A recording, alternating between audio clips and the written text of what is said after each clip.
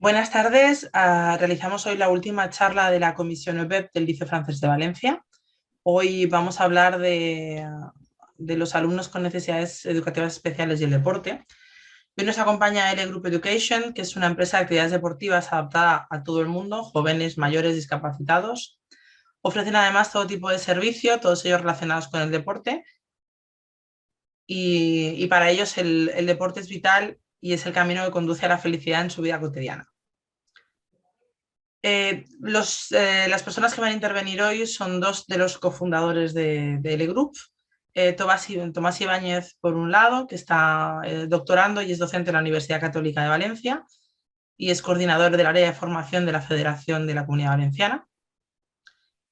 Y entre sus estudios destaca ser graduado, evidentemente, en Ciencias de la Actividad Física y el Deporte y tiene un máster universitario en formación de posgrado en Educación Secundaria Obligatoria.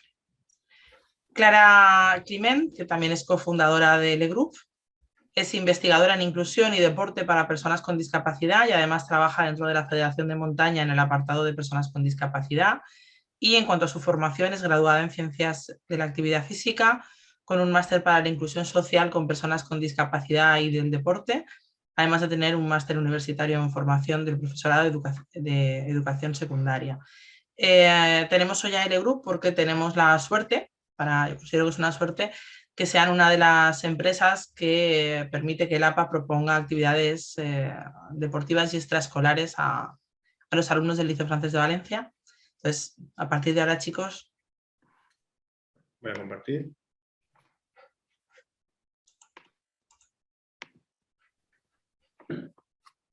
Vale, entiendo que estáis viendo mi PowerPoint, ¿verdad? Sí, adelante. Vale, nada, como bien ha dicho Conchi, empezaré presentando lo que es el Group y la presentación de hoy. Pero antes de nada, y lo primero que me gustaría es que nos tomemos 10 segunditos para leer cuál pensáis que es vuestro nivel de sensibilidad con las personas con discapacidad y que nos quedemos con el número que elijáis antes de empezar con cualquier cosa y de presentarnos nosotros mismos. Nada, os dejo 10 segunditos para que elijamos este número y continuaremos con la presentación. Lo elegimos y nos lo quedamos para nosotros. Correcto. Vale. Voy a continuar. A partir de aquí, ¿qué es lo que nosotros vamos a ver? Lo primero de todo, quiénes somos y por qué estamos aquí hablando. Una pequeña contextualización sobre lo que vamos a hablar. Una clasificación en las discapacidades que más se encuentran dentro de un entorno educativo, las barreras que se van a encontrar y cómo aplicarlos en función de deportes, no deportes y finalmente pues, las feedback o las dudas que puedan surgir.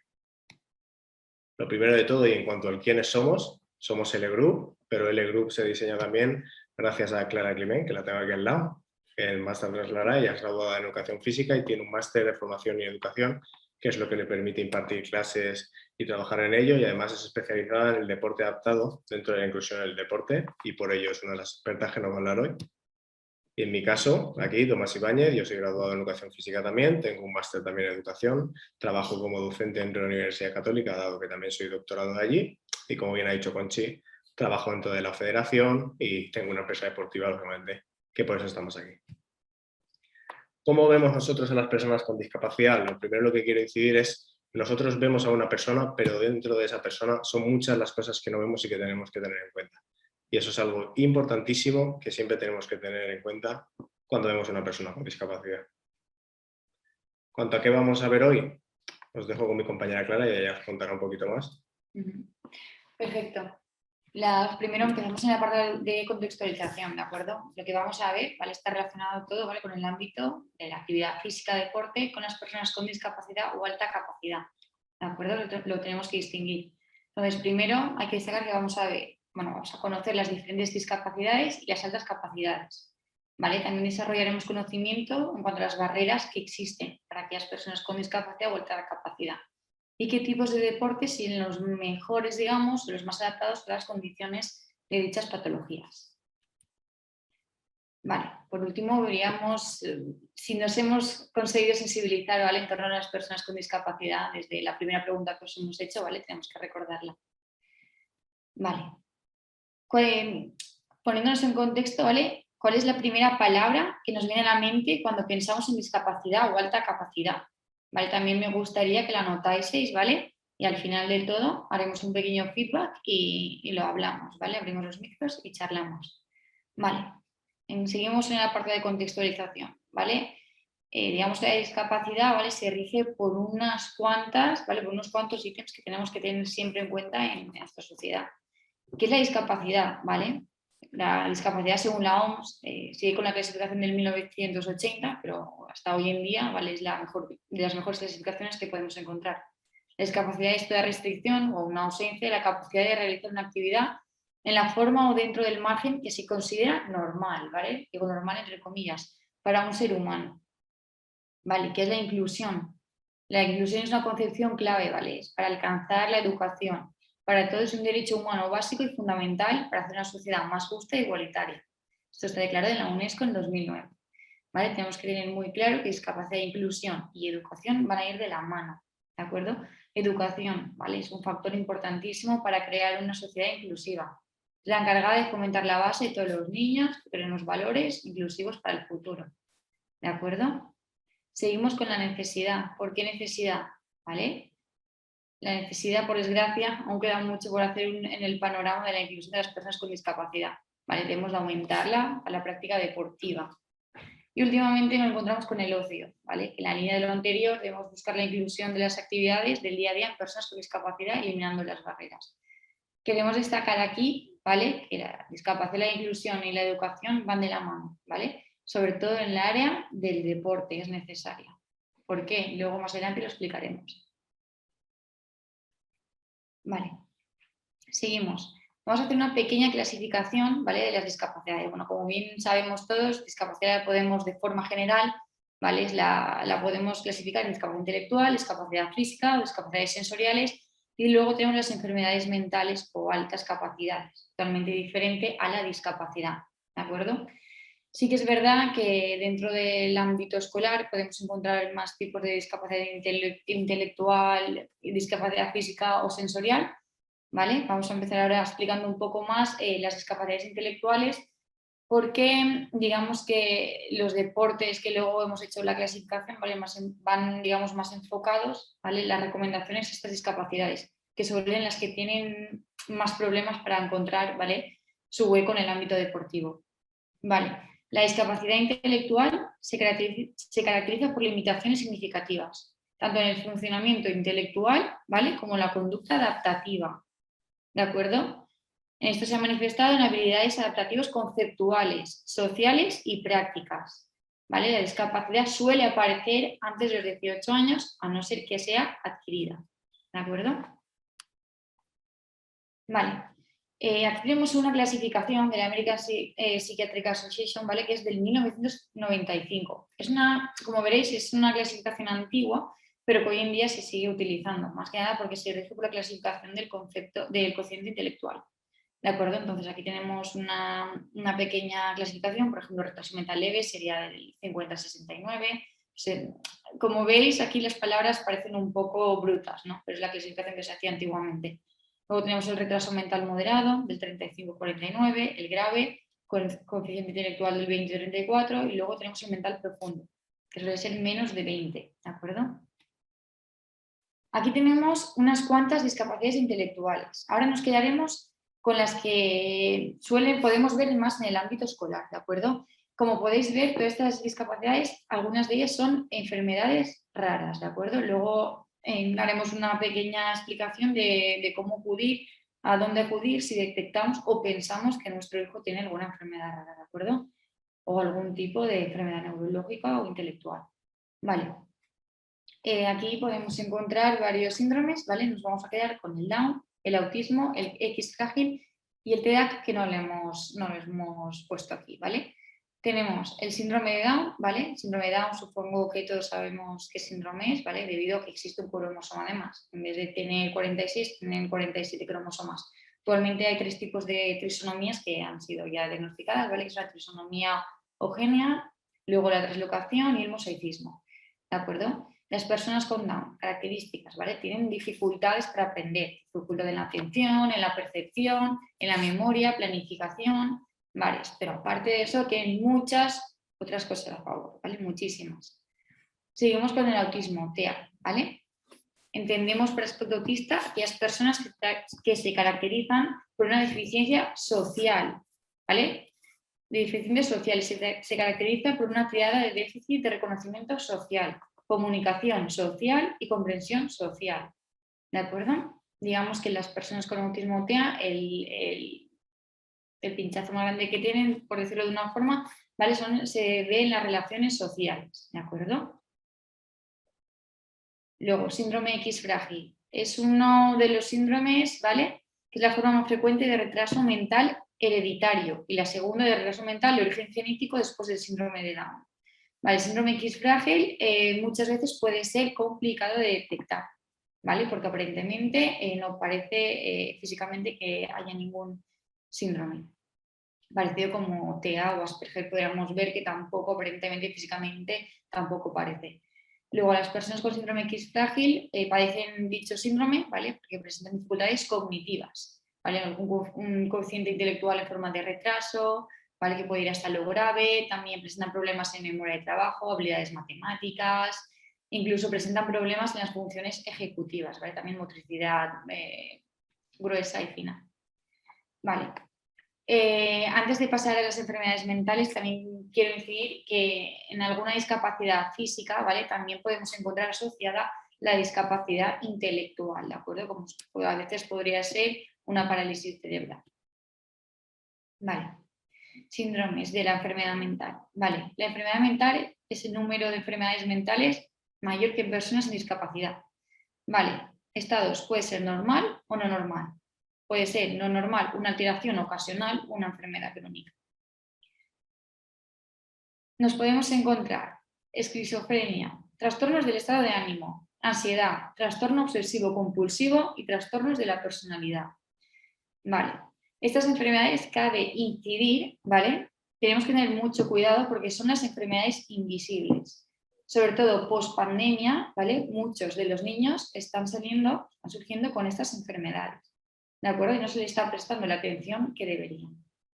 Vamos a dar unos cuantos ítems para que, si podéis, sepáis detectarlas, ¿de acuerdo? La esquizofrenia, ¿vale? Son alteraciones en el pensamiento y en la percepción, delirios de referencia, de prejuicio, control, ¿vale? Y de grandeza. Tienen alucinaciones, alteraciones conductuales, pueden presentar rabia, agresividad verbal, física, un aislamiento social, apatía, falta de motivación, ¿de acuerdo? Luego, trastornos del estado de ánimo. Pueden ser episodios depresivos, modificación del apetito, el peso, cambios en el sueño, llanto, actividad motora alterada, episodios maníacos, ánimo expansivo o mucha irritabilidad, aumento del habla, cambio constante de planes, insomnio, hiperactividad. ¿Vale? También podemos ver trastornos de la ansiedad. ¿Vale? La ansiedad puede estar asociada a nerviosismo, inquietud, tensión, angustia, inseguridades, insomnio. Luego, trastornos obsesivos compulsivos, que a veces puede estar también asociado al TEA. Podemos ver pensamientos impulsivos, imágenes recurrentes y persistentes, luego los compulsivos como comportamientos o actos mentales repetitivos que tienen la respuesta a una obsesión adquirida. ¿Vale? Luego tenemos los trastornos de la personalidad. Son patrones de conducta y experiencias interiores que desvían de forma significativa el rango de lo que se considera normal o esperable para el entorno cultural de una persona o de un sujeto. Pueden tener cambios en las personalidades, en el límite, pueden ser dependientes, narcisistas. ¿De acuerdo? Vale. En cuanto a las altas capacidades, totalmente diferentes, las discapacidades o las enfermedades mentales. ¿De acuerdo? Una alta capacidad, ¿vale? Según Worrell 2011, define la alta capacidad como la manifestación del rendimiento que se encuentra claramente en el extremo superior de la distribución en un dominio de un talento específico, incluso con relación a otros, de alto nivel o funcionamiento de este dominio. Para las altas capacidades, ¿vale? No existe una definición precisa del niño superdotado, ya que es una población muy diversa y su alta capacidad cognitiva puede expresarse de distintas formas. Pueden ser superdotados, talentosos, genios, ¿vale? Y la mayoría de los autores que hemos consultado reconocen que un 3% de la población posee una alta capacidad cognitiva. También es cierto que en altas capacidades podemos encontrar diferentes grados, ¿vale? Y asociados a estos, ¿vale? Diferentes patologías. sobre todo relacionadas, ¿vale?, en los aspectos sociales. Vale, después de que Clara nos haya hecho un batiburrillo de las diferentes discapacidades que más se ven en el ámbito educativo y en el ámbito deportivo, yo en mi caso voy a hablaros un poco de lo que son las barreras. Al final, para hablaros de las barreras tengo que incidir en que estas son obstáculos que generan un poco, que inciden en diferentes personas en su día a día, en cómo se lleva tanto en personas con discapacidad como en personas sin discapacidad. Pues si las tienen las personas sin discapacidad, imaginaos cómo lo presenta una persona con discapacidad. Por otro lado, ¿qué tipo de barreras existen? Existen muchos tipos de barreras y depende de la discapacidad afectarán de una manera o de otra. Si nos fijamos en las discapacidades cognitivas, las barreras culturales y las sociales son las que más afectan con un 38%. Esto pasa por la falta de empatía y esto hace también que derive en una barrera de la comunicación en un 35%. Discapacidad visual, lo mismo, la comunicación, la interacción es un 58% de las barreras que se encuentran, junto con las físicas arquitectónicas y el transporte. La discapacidad auditiva, en cuanto a la comunicación y la interacción, es la mayor barrera que esta gente encuentra, puesto que casi nadie sabe cómo enfrentar esa comunicación con una persona que tiene una discapacidad auditiva. Y finalmente, con las discapacidades físicas, las barreras arquitectónicas para poder entrar en un sitio o en otro son con diferencia la mayor barrera que tienen, pero también afecta la comunicación y el transporte. ¿Qué otra barrera podemos encontrar? No, y seguramente sea la más importante, las barreras de factor social, ya es que cada una de las personas que estamos aquí, de las personas del día a día, tenemos la responsabilidad de incluir y de mostrar esa inclusión a las personas con discapacidad, a las personas con altas discapacidades, incluso a todo tipo de persona que sufra cualquier contratiempo.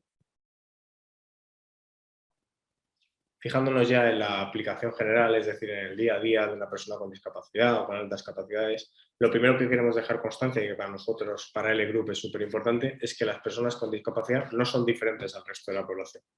Es decir, no hay que tratarlas de manera diferente, sino que lo que hay que hacer es ayudarles, facilitarles lo que necesiten y sobre todo comprenderles. Para nosotros comprender a la persona con discapacidad es súper importante y con ello podremos empezar a trabajar. Para esto, para comprenderlas y para trabajar con ellas, hay una aplicación general y dos normas básicas. En este caso, lo hemos diferenciado esas dos normas básicas en tres, que lo primero de todo es no agobiarlo. Esto deriva a la tercera que podéis ver, que es la de repetir las cosas, no hacer que se frustren. Os voy a poner el ejemplo de que un niño con alta capacidad le estamos diciendo 50 veces que pare de hacer una cosa y lo que está haciendo es ordenar las cosas de mayor a menor o entre colores. Realmente lo que nosotros tenemos que hacer es enseñarle a ese niño una vez lo haya hecho, que primero tiene que escuchar y después, si quiere, ya hablará de diferentes maneras. Es muy importante también que cuando tratemos con las personas con discapacidad preguntemos siempre antes de actuar porque no sabemos cómo va a reaccionar, no conocemos a esa persona, en función de ello nosotros podemos hacerlo de una manera o de otra. Cuanto a las altas capacidades, como bien ha dicho Clara anteriormente, esto es un mundo por descubrir. Estamos justamente ahora en un estudio e investigando con Salvador Borràs, que es uno de los mejores investigadores en cuanto a altas capacidades, tanto de la Comunidad Valenciana como de España. Y junto con el dossier que nosotros os mandaremos, os pondremos bastantes pautas acerca de lo que hay descubierto y lo que falta por descubrir, que os mandaremos más adelante y lo mandaremos para que lo cuelguen en algún lado. Pero lo importante es incidir de nuevo a que esto es un mundo por descubrir y no está todo estudiado. En las altas capacidades queda mucho por avanzar. Pero algo que sí que está estudiado y que se sabe es que no por tener un niño con altas capacidades tiene que ser algo malo, ni muchísimo menos. Aquí os pongo el ejemplo de dos niños que de pequeños tenían altas capacidades y que a día de hoy tienen alta capacidad y son deportistas de alto nivel y son de los mejores deportistas de la historia. Son Michael Phelps y Usain Bolt y al revés. Lo que hicieron sus entrenadores en su día es aprovecharse de esas altas capacidades y llevarlos al éxito. Por otro lado, ¿cómo utilizamos esas altas capacidades por medio del deporte? ¿Cómo trabajamos las altas capacidades? ¿Cómo incluimos a los niños en la sociedad con las altas capacidades? Bueno, pues por medio del deporte, programas que enriquezcan sus potencialidades y las altas capacidades que ellos tienen. Como he dicho, para esto es súper importante el deporte. ¿Y por qué? Porque el deporte es un regulador y un potenciador de habilidades. Y por medio de ello nosotros vamos a poder ver, incidir y evaluar cómo lo ha hecho, en qué podemos mejorar y qué podemos cambiar.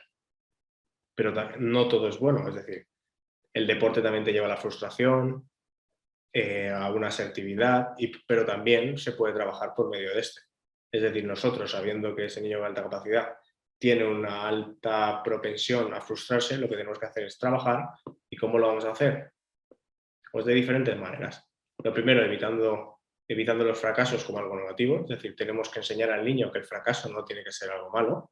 Al revés, debemos estimular la derrota y mejorar en la derrota, puesto que la derrota no siempre se va a dar y posiblemente cuando llegue la victoria la frustración será mucho menor y podremos trabajar con ella. Recompensar la participación, el simple hecho de participar ya es un esfuerzo, o sea, ya es un premio, y por ello hay que educarle en el esfuerzo. Con esfuerzo, con esfuerzo, con esfuerzo, al final llegaremos lejos. Establecer unos objetivos razonables, porque como he dicho anteriormente, la frustración es uno de los mayores problemas que nos podemos encontrar, y si ponemos un objetivo que no es alcanzable, nos va a derivar a más frustración, va a ser peor. Por último, es muy importante saber que cuando hablamos con niños con altas capacidades no lo vamos a conseguir toda la primera. Esto es un proceso muy largo que nos lleva a nosotros mismos a frustrarnos, pero es justamente lo que no tenemos que hacer. Si nosotros nos frustramos antes que ellos, seguro que ellos no lo van a conseguir. Y por ello, nosotros mismos tenemos que enseñarles a ellos a ser perseverantes. Cuanto a las altas capacidades, ¿qué deportes o qué ofrecen los deportes individuales para ellos? Bueno, pues al final la mejor gestión del talento, dado que en un deporte individual eres tú mismo el que gestionas tu propio talento, y además por medio de ese trabajo individual se ve una mejora de la visualización. Es decir, yo cuando mejoro, como es un deporte individual, marco mis propios tiempos, sé si lo he hecho bien, si no lo he hecho bien y cómo mejoro ante ello. En cuanto a la competición, algo malo que tiene, que vale, sí, tú te mejoras en tiempos y en muchas cosas individualmente, pero cuando compites contra otros ya no estás mejorando esto y nos puede llevar a la frustración. Entonces hay que enseñar objetivos tanto de la competición como fuera de ella. En cuanto a los deportes colectivos, claramente es que es más fácil alcanzar el éxito, pero también hay una menor posibilidad de destacar. La menor posibilidad de destacar nos puede llevar a la frustración, pero sí que es verdad que la mayor facilidad para alcanzar el éxito nos puede llevar a alcanzar objetivos mucho más razonables. En cuanto al trabajo colectivo, de nuevo, este mejora la asertividad, ya que desde pequeñitos podemos trabajar con otros niños y podemos trabajar un poco la mejora social.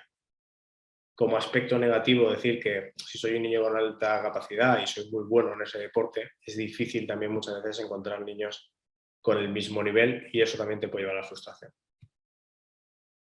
Incidiendo ya por último en diferentes discapacidades, en cuanto al TDAH, deportes que recomendamos son la natación, el ciclismo, el tenis, no por lo digamos nosotros, sino porque diferentes estudios científicos demuestran de que son bajos los estímulos que se dan alrededor de tanto la natación como el ciclismo y el atletismo, ya que son deportes individuales, no necesitan una táctica grupal y hay un alto nivel de disciplina que poco a poco se va trabajando desde pequeñitos y se depende del grado, y depende también del grado del TDAH, se trabajarán de una manera un poco más colectivos, más individuales, pero es muy importante el factor de la hiperactividad aquí. Contra el autismo TEA, los deportes que se recomiendan son los deportes de contacto y los deportes colectivos. ¿Por qué? Porque favorecen las relaciones sociales, sobre todo. Aunque un niño con autismo, la asertividad es uno de sus mayores problemas, por así decirlo. Y las relaciones sociales, esto lo que nos lleva dentro del trabajo en equipo es a una reducción de esa asertividad. Cuanto al síndrome de Down, sí que es muy importante destacar que estos niños, dadas las cardiopatías congénitas que ellos tienen, es muy importante trabajar con ellos deportes de baja carga cardiorrespiratoria y también hay deportes que les van muy bien a ellos como son los deportes de danza, dado que su timidez, de una manera o de otra, y también dependiendo de cada niño, es menor que la de cualquier otra persona.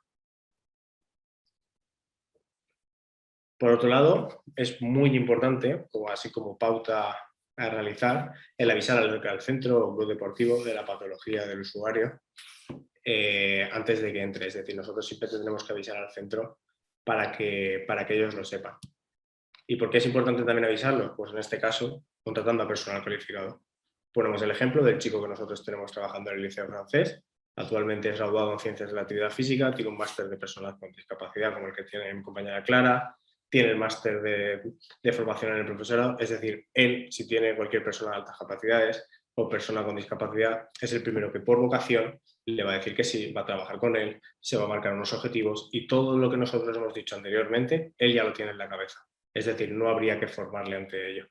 Es muy importante que tanto los clubes deportivos, los colegios, formen tanto a padres como a madres, como a profesores, como a los propios entrenadores que tengan allí, para que puedan afrontar y trabajar con todo tipo de niños.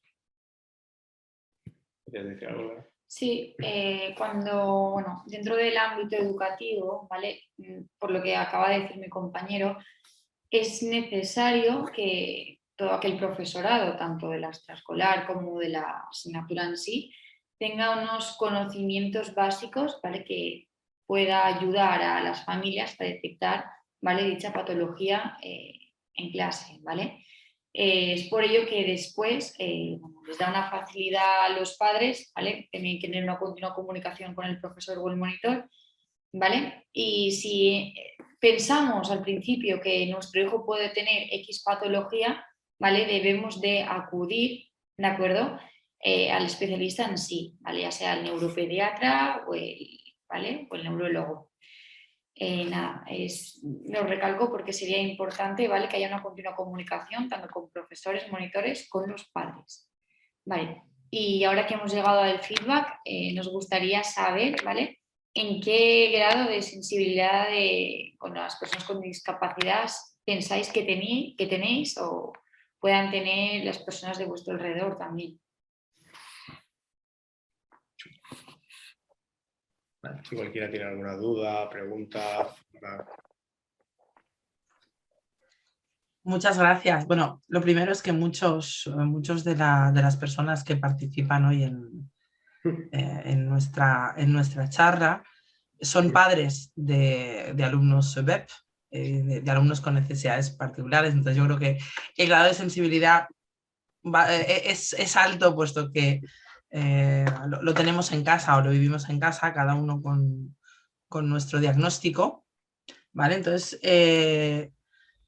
a mí hay una cosa que me llama la atención, no es un diagnóstico que yo conozca, es el hecho, has dicho que para los niños con autismo se recomienda el deporte de contacto. Yo hubiese pensado todo lo contrario, ¿no? Porque tengo entendido, probablemente no correctamente, que hay esa sensación de agresión por el contacto físico de otras personas. Entonces, si nos podéis explicar un poquito más ¿dónde está ese límite, ¿no? Entre lo beneficioso pasa un poco como pues, con las altas capacidades, en este caso sí que sé de lo que hablo, son niños que se frustran muy rápido, pero claro, entre exponerlos a la frustración y gestionarlo, ¿qué es lo más oportuno? Vale, te respondo a la primera, la de el deporte de contacto, ¿no? Vale, como en lo que me has comentado del autismo. Sí que es verdad que los niños con autismo, al tener las relaciones sociales muy bajas, lo que sería, pues, por ejemplo, tocarte o intentar abrazarte, enseguida te van a huir, no van a querer. Lo que hace el deporte de contacto, ¿vale? Digamos, la iniciación al deporte de combate, no estamos diciendo ya que sea un pro del judo o del karate, sino que estos deportes, ¿vale? Lo que van a hacer es poco a poco que no se cohíban, ¿de acuerdo? Hacerles entender, ¿vale? Que el contacto no es malo, ¿vale? En vez de también exponerlos, por ejemplo, a un deporte colectivo en el que haya 10 niños en el campo, ¿vale? El hecho de que sea solo contra otro, ¿vale? Puede favorecer mejor las relaciones sociales que en muchos. En el momento que haya muchos niños pueden sentirse más cohibidos. Y la otra es las altas capacidades y la frustración, la gestión de la frustración en las altas capacidades y el deporte. Vale, sí, al final, como he dicho, es un proceso largo el que se trabaja. Yo en ese proceso destacaría sobre todo los objetivos alcanzables. El repetirle mucho cuál es el objetivo alcanzable que tiene. Por ejemplo, en un partido no tiene por qué ser que el equipo gane. Tiene que ser simplemente que ese niño toque la pelota 5 veces. Y si ese niño toca la pelota 5 veces, va a ser el más feliz porque hemos conseguido hacer que para él el objetivo sea que toque la pelota 5 veces, no que gane el partido. Al final es un proceso regulable en el que tú poco a poco vas viendo cómo trabajar con él. Incluso cuando él se frustra, el saber cómo tratarlo, el trabajarlo, el intentar hacerle ver que está bien, todo lo que ha hecho bien, incidir en las cosas buenas, nunca incidir en las cosas malas. Laura quería hacer una pregunta. Sí, hola, buenas tardes. ¿Se me oye? Sí. Genial. Mirar, como decía Conchi, yo soy mamá de un niño con altas capacidades y una nena con TDAH. Entonces, bueno, yo creo que precisamente la charla de esta semana, de hoy quiero decir, es para mí una de las más importantes desde mi experiencia como mami, porque yo sin el deporte mis hijos sería otra mamá y ellos otros niños. Quería compartir la importancia de vuestro mensaje porque la he vivido en primera persona. Dicho esto, me ha sorprendido mucho en el tema de las altas capacidades. A mí desde un primer momento me dijeron karate. Me ha sorprendido no ver las artes marciales si no me lo he pasado. Sí, en deportes de contacto. Deportes, de acuerdo. Claro, en deportes de contacto incluimos, me refiero, no, es que el karate es bueno, el judo es bueno, el taekwondo es bueno. Entonces los hemos englobado. Vale. Entonces era ignorancia mía, está claro. Lo comento porque yo a todas las mamis que puedo ayudarles, porque es un poco responsabilidad, ¿no? El compartir cuando ya has aprendido algo, no quedártelo. Y en mi caso el karate, las artes marciales en general, en el caso concreto de mi hijo, el karate, sinceramente le está a día de hoy ayudando tantísimo. Ya es cinturón negro, va para el Dan 2. Pero, hombre, yo sé seguro que ese deporte se va a quedar en su vida y cuando no, cogerá otro arte marcial, porque le enseña tantísimo al tema de la frustración, que está, como decía Conchi, tan presente en sus vidas, son tan perfeccionistas, lo quieren. Entonces les enseñan, y además mi hijo empezó con 9 años, ahora tiene 15, y realmente es brutal lo importante. Yo lo tengo un poco encarrilado, ¿no? Porque como le pillé ahí y le funciona también, él mismo entrena todos los días. O sea, hace dos horas y está en el equipo de competición. Entonces es como que lo canaliza todo a través de ese deporte y le funciona tan bien, que por favor, probarlo, los que no lo hayáis probado aún, porque realmente es tan importante. Y luego tengo a la nena del TDAH que empezó con karate, como su hermano, pero el no ganar no era capaz de seguir, ni ella era capaz, ni hubo paciencia con ella para que siguiera. Realmente fue eso, porque están en un gimnasio con otros niños y fue una pena porque realmente, entonces ahora está con tenis, que he visto que sé que lo tenéis ahí en lo del TDAH. A mí me gustaría un poco, y ahora ya hago mi pregunta, claro, yo por un lado veo que efectivamente lo que habéis dicho, el hecho de que no sea un deporte colectivo, ella hace que lo lleva muy bien. O sea, a día de hoy en el tenis está feliz, va para 2 años, pero sí que es cierto que a veces yo noto que he hecho en falta ese deporte colectivo del que hablabais, precisamente, que aprenda también porque lo veo muy individualista. Entonces, quería saber vosotros que sois los expertos, si veis una evolución o creéis, o sea, conforme el niño va aprendiendo a esos recursos que les dan los terapeutas, ¿no? de controlar su impulsividad, en la reflexión, si creéis conveniente evolucionar el deporte o continuar con el tenis. Era un poco, o sea, la pregunta sería, si pasado mañana mi hija me dice que el tenis no quiere seguir, como ocurrió en karate, ¿cómo gestionaríais vosotros esto para que siguiera habiendo un deporte en su vida? Muchas gracias. Bueno. Vale. A mí me gustaría empezar, felicitando a tu otro hijo, tanto a él como al entrenador, que es el que le ha llevado hasta allí, por lo dicho, porque seguramente el recorrido que hayan hecho los dos haya sido de la mano y eso es genial. Por otra parte, en cuanto a lo segundo, en cuanto a lo del tenis, También me gustaría incidir en que cada niño es un mundo y no todos son iguales. Pero sí que es verdad que tienen unas características conjuntas. En este caso, y sabiendo el recorrido que lleva en el tenis, sí que se puede trabajar mucho desde el recorrido que él lleva en el propio tenis. Es decir, si poco a poco el entrenador o tú misma vas viendo que sí que podríamos incluir, por ejemplo, a otro niño a jugar con él o de esta manera, se podría valorar, claro que sí. Y si en algún momento dejase de jugar al tenis, con todo el recorrido que ya lleva, yo en mi caso sí que intentaría vincularlo en algo parecido, sobre todo por el recorrido que ya tiene detrás. Así que Sí, no, es lo que mismo que comenta mi compañero. A ver, los deportes nosotros hemos recomendado, ¿vale? Es por una serie, ya digamos, de experiencias vividas con otros niños con discapacidad, ¿vale? Y artículos. La cosa es que lo que estás contando de altas capacidades sí que es verdad que aún es un mundo por descubrir, porque últimamente, los últimos años de discapacidad en sí que se ha investigado mogollón, o no, ahora ese, digamos, el boom de la discapacidad y el deporte, pero en la alta capacidad, ¿cuándo? Es decir, está empezando ahora, ¿de acuerdo? Entonces ahí más que nada es experiencia propia de cada niño. Vale, sí que es verdad, por lo que me comentabas del TDAH, ¿vale? Como bien sabemos, puede estar asociado a la falta de atención o la hiperactividad o impulsividad.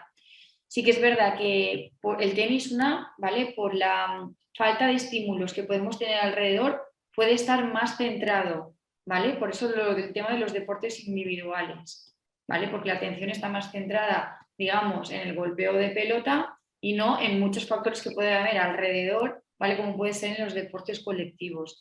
Por eso, pero igualmente puede probar un deporte colectivo y ver qué tal, ¿vale? También por lo que comentábamos de si está asociado a hiperactividad o impulsividad, ¿vale? No es lo mismo frustrarse uno mismo que luego después en todo el equipo, ¿de acuerdo? Por eso, pero incido, depende de diferentes niños y diferentes personas. Entonces, la cosa, yo lo digo, ¿vale? Como profesional, que la cosa siempre está en probar, probar y probar hasta ver cuál es adecuado. Nosotros damos una serie de pautas, pero a partir de ahí, ¿vale? Hay que probar diferentes deportes y ver cuál es el que se adapta mejor a las capacidades del niño o la niña. Fenomenal.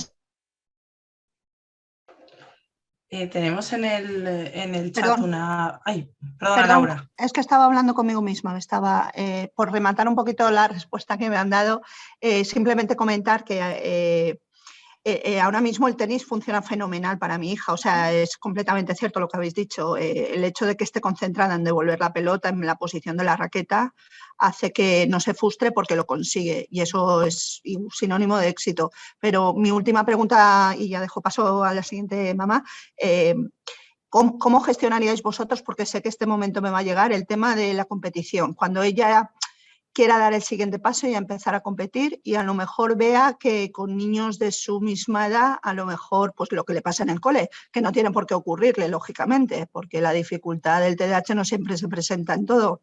Pero ¿cómo gestionaríais vosotros cuando ya dé el paso a la competición, que es un poco lo que pasó en el karate, ¿no? Cuando pasó ya con un cierto nivel y quiso empezar a competir, el hecho de ver de que no estaba a la altura, es decir, que le pasaba exactamente lo mismo que en el cole, eso yo vi que fue una de las causas fundamentales de no seguir. Entonces, era preguntaros, caso de que eso ocurriera ahora en el tenis, ¿vosotros qué técnicas utilizaríais para seguir motivándola?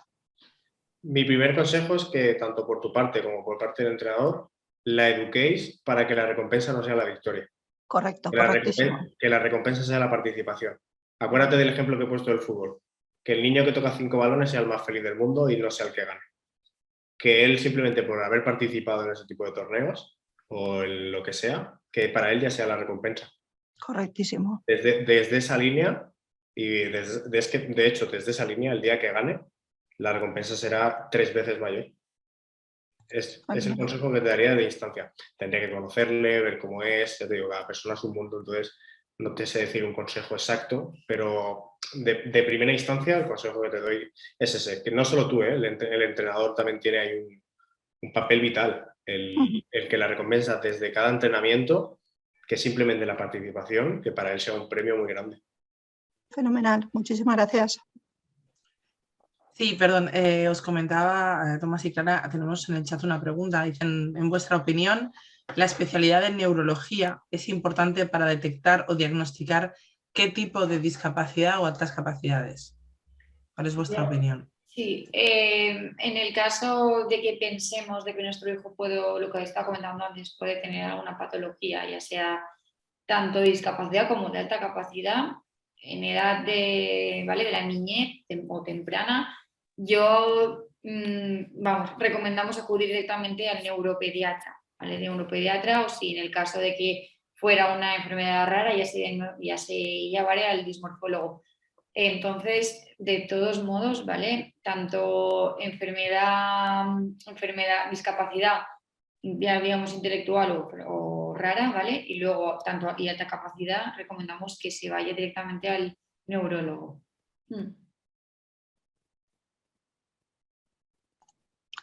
Yo tengo otra, si me dejas, Conchi. Es que estás mutada, Conchi, no te oímos. Que vamos a dejar a Noemi, que aún no ha intervenido, que tenía la mano levantada. Verdad, y lleva con la mano levantada un buen rato. Perdona, Noemi, seguimos. Disculpas, que no lo había visto. Y yo después, María José. Vale, adelante, Noemi. Gracias. Cámara, y así me veis mejor. Bueno, yo creo que me habéis contestado justo antes, porque ha preguntado Laura por el deporte para el TDAH, y es que siempre se junta TDAH y TDA, y era un poco para ver la diferencia, porque para mí, o sea, sí, por supuesto es lo mismo, pero no es lo mismo que tenga hiperactividad que no la tenga, sobre todo para elegir un deporte. Entonces, a ver, vosotros, o sea, en mi caso mi hijo no tiene hiperactividad, entonces a ver qué me decíais. Y luego, o sea, no llego al principio de la conferencia, lo siento, no he podido, pero no os he oído hablar de la escalada, y como últimamente he oído tantas cosas buenas de la escalada, y mi hijo va a escalada y le encanta, pero quería saber realmente si para un niño con TDA es igual de bueno que el tenis, o qué me recomendáis. Sí, en general. Gracias. Nos comentas que tu hijo, por ejemplo, tiene TDA sin asociación a hiperactividad, solo déficit de atención. Sí. ¿Verdad? Lo que estábamos comentando antes, es igual que el deporte de tenis, la escalada es un deporte individual. Sí que yo he visto, ¿vale? Niños con TDA que, por ejemplo, en la escalada se precisa mucha disciplina y atención, ¿vale? Para seguir una vía o para intentar conseguir esa vía. A veces genera frustración porque no nos sale. Una vía de voy por este color, pero no me sale. En fin, es repetición, repetición, repetición y mucha disciplina. También, igual que los deportes individuales, al tener pocos estímulos alrededor, genera mayor atención en el deporte. Esa atención que genera en la escalada o en el deporte, como estábamos hablando del tenis, puede ser transferible a la vida cotidiana, ¿vale? Y a los estudios. Por ello, el deporte unido a la educación, ¿vale? Dentro del ámbito escolar, en estas edades, es muy importante. Porque, por ejemplo, deportes como estos que implican un alto grado de atención, ¿vale? Para focalizar su atención, luego lo extrapolan a su día a día, como puede ser, pues, por ejemplo, en la clase, estímulos que escuchen a su alrededor o que, porque si no presten la suficiente atención, luego lo pueden extrapolar, ¿vale? De la escalada tanto al ámbito educativo, por lo que estaba comentando. Entonces, es un deporte muy, muy bueno, sí. Vale, pues bien, pues continúo. Muchas gracias. A ti. Bueno, hola otra vez. Muchísimas gracias por vuestra intervención, que ha sido muy, muy interesante. Y yo quería hablar sobre algo que habéis señalado que me parece importantísimo, y es la formación del profesorado, de los monitores en los deportes, para poder estar con estos niños. Porque yo es lo que sí que veo muchas veces es una falta de comprensión hacia lo que le está sucediendo al niño. Por ejemplo, el niño de altas capacidades en un deporte en un deporte de equipo en el que se trabaja en equipo, muchas veces se va. Muchas veces él ha entendido enseguida cuál es la explicación del ejercicio, y entonces empieza a, digamos, molestar al resto del equipo, porque y al final se lleva pues pues una mala contestación y se frustra y al final acaba dejando el deporte. ¿Qué os parece pues esta reflexión, ¿no? Yo lo que sí que veo, no sé, cómo la formación del profesorado no es siempre la adecuada. Por ahí quería yo empezar. No es falta de comprensión. Yo la achaco más a falta de formación. Es decir, si ese entrenador o ese profesor o ese padre o esa madre, lo que sea, ha acogido una formación en la que sabe que tiene una persona con X, lo que sea, sabrá cómo actuar ante ello. Es decir, sabiendo que tienes una persona que tiende a frustrarse y que lo pilla todo antes, pues es posible que tú ya le puedas mandar una tarea o hay mil cosas, te podría poner mil ejemplos, pero sobre todo destacaría que ya no es la falta de comprensión, sino la falta de formación, porque si lo sabes, lo comprendes y actúas. Si no sabes, es el propio entrenador que se frustra y que hace que el niño se frustre. Muy bien, gracias. Laura, ¿qué tenías ahí pendiente? Sí, Una pregunta. Sí, es que de verdad este tema es súper importante para nuestra, de verdad.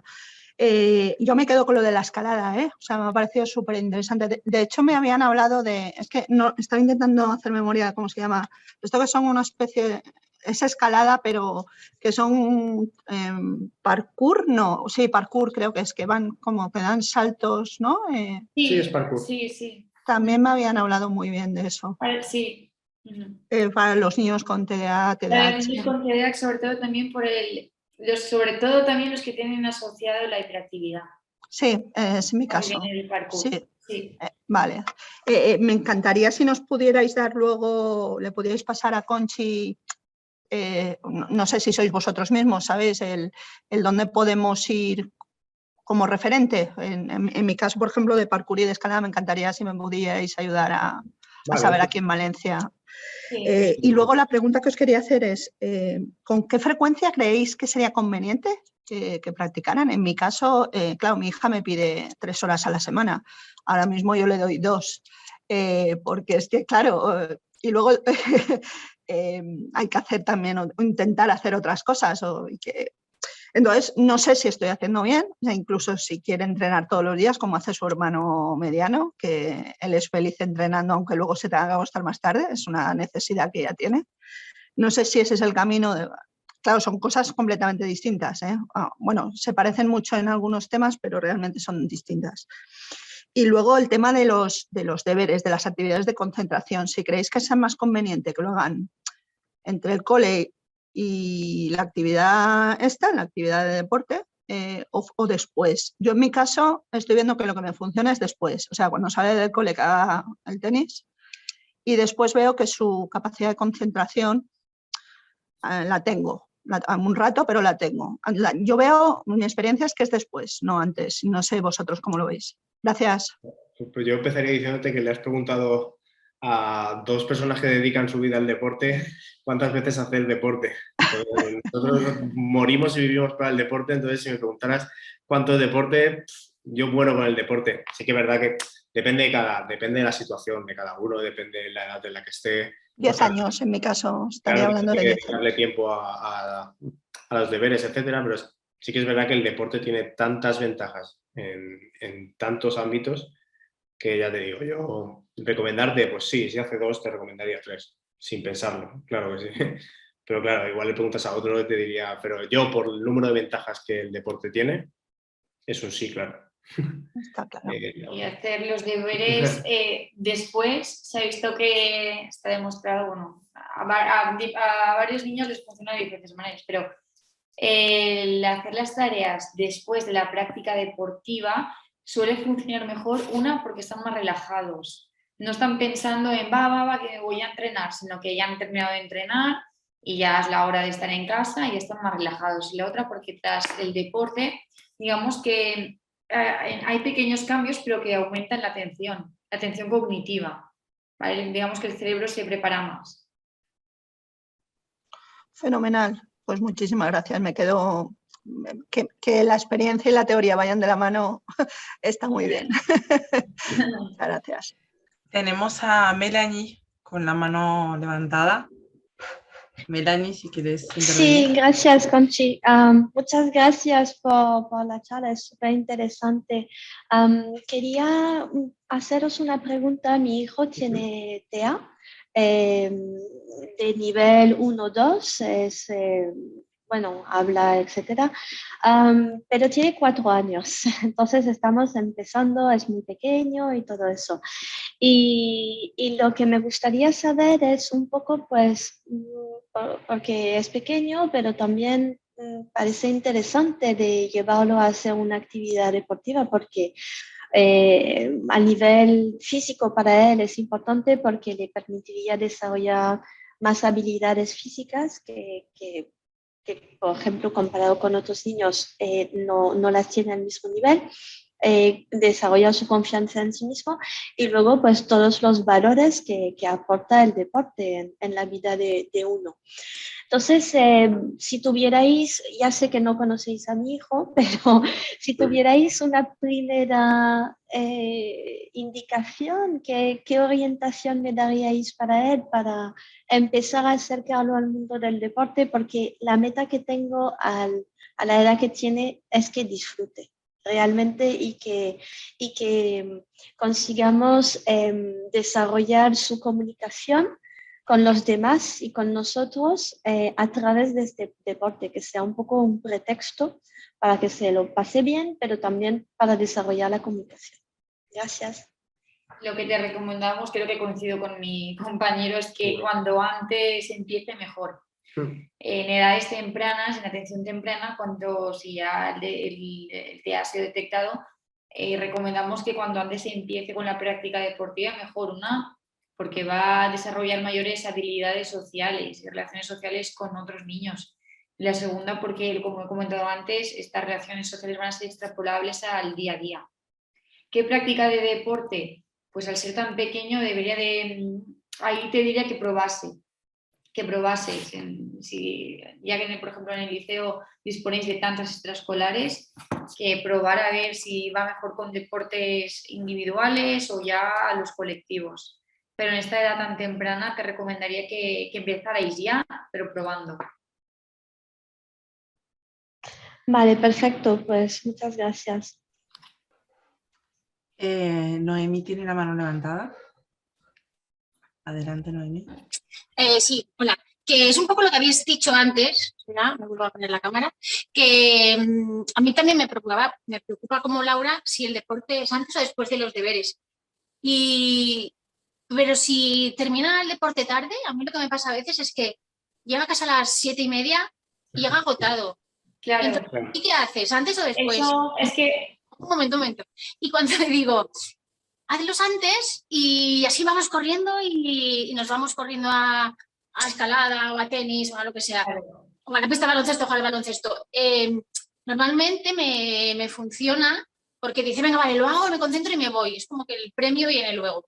Aunque Claro. no haya que enseñar el premio ni nada de esas cosas, pero bueno, no sé. No, mi primera pregunta es... Que no hay que premiarles, hay que enseñarles a que la recompensa es que lo estás haciendo bien. Pero para mí muchas veces es dificilísimo. Yo a veces tengo que darle ahí el caramelito. Intento que sea algo que tenga que ver como si terminas tus deberes, pues luego tenemos tiempo. Y si tenemos tiempo, pues podemos hacer lo que quieras. Y bueno, pues eso, eran las dos preguntas. ¿Realmente es el deporte antes o después si llega a casa cansado? Y la segunda, ¿puedo poner el deporte como premio después de hacer los deberes? Mi primera pregunta es, ¿te funciona así? A veces. Claro, a eso me refiero. No cambies algo que te funciona, eso es lo primero que te diría yo. Sí que es verdad que está demostrado que el deporte es un focalizador y que está demostrado que sí, pero que lo vaya a trabajar tan tarde ya depende del caso de cada uno, ya te digo. Por eso te he preguntado, ¿te funciona así? ¿Te va bien? ¿No va a acabar tarde? No lo cambies. ¿Vale? Luego, por otra parte, yo por mi parte tengo que salir. Clara se va a quedar a contestar todas las preguntas, ¿vale? Como bien sabéis, somos una entidad deportiva y me tengo que ir pitando a trabajar. Muchísimas gracias a todos y a todas. Os dejo con Clara, pero nada, quería agradecer sobre todo la participación y que si tenéis cualquier duda después de esto, por favor, que se la dejéis a Conchi o nos mandéis un email, lo que necesitéis, porque nosotros estaremos encantadísimos de ayudaros. Lo he dicho, me voy yo, Clara se ¿Y queda. nos puedes decir qué actividad desarrolláis vosotros en el liceo? Nosotros hacemos fútbol, tanto fútbol 1 como fútbol 2. Los viernes. Correcto. Ay, pues entonces conocéis a mi hija, porque va a futbito, claro, va a futbito el viernes. ¿Tú eres la entrenadora? Porque dice que tiene una chica de entrenadora, ¿eres tú? Se llama Colin, no está justamente aquí, pero... Vale. Vale, pues la conozco. Es una persona de su equipo. Gracias, Bueno. Tomás. Muchas Muchas gracias. gracias, Tomás. Hacer más actividades, solamente fútbol. Estaría bien que hicierais más cosas, ¿no? Han empezado a trabajar con el liceo este año. Vale, vale. Bueno, sí, yo sí que te quería preguntar una cosa. Una de las grandes dificultades que tienen, y yo creo que ahí vamos a hablar de todos los VEP, los alumnos con necesidades educativas particulares, y que creo que en el deporte es donde se trabaja, donde se debería trabajar más, no es con ellos, sino para ellos. Como los otros compañeros, sobre todo en el deporte colectivo, pero también en el individual, porque en un momento dado interactúan entre ellos, cómo el deporte permite o cómo trabajáis para que permita una inclusión, al final, que es de lo que se trata, de que también creo que es el momento ideal y el momento más distendido, incluso más que dentro de un aula, para que esa diferencia se acepte, pero no se trata de ocultarla, existe, pero los demás niños también puedan trabajar y vivir con normalidad, estando en un estado de antes, ya que sabemos que son niños que son más propensos a sufrir acoso o bullying. Vale. A ver, está demostrado, ¿vale? Y hay muchísimos artículos, si queréis indagar sobre las actitudes positivas, ¿vale? En que el escenario que genera mayores actitudes positivas de los niños con y sin discapacidad, ¿vale? Que fomentan la inclusión, es el escenario deportivo, ¿de acuerdo? Como puede ser la clase de educación física o una sesión extraescolar, ¿de acuerdo? También lo que estábamos comentando antes, ¿cómo lo hacemos eso? La primera, y es la regla de oro, es no dejar al niño en el rincón jugando con el balón contra la pared, ¿vale? Utilizamos diferentes tácticas, métodos de que, ¿vale? Para que el alumno con la discapacidad siempre forme parte de algún equipo, ¿vale? Como por ejemplo, pues a veces no dejamos la elección propia de los equipos, sino que los formamos nosotros y poco a poco, ¿vale? Eso va generando, digamos, ¿vale? Un lazo entre los niños con y los nenes que no tienen ninguna discapacidad. ¿De acuerdo? No sé si he respondido a tu... Sí, quería un poco exponer como eso. Sé que pues nos habéis cedido tiempo, sé que también tienes que irte. Entonces, yo lo que quiero es, en nombre de la Comisión OPEP, darte las gracias. Que sepáis que como os tenemos a mano, probablemente volvamos a echar mano de vosotros, si podemos incluso en físico, y por qué no intentar hacer algo con nanos y los padres en el cole, como os tenemos muy a mano. Daros las gracias. Dar gracias a todo el mundo por haber venido, y muchas gracias por toda la información que nos habéis facilitado. A vosotros por escucharnos. Muchas gracias.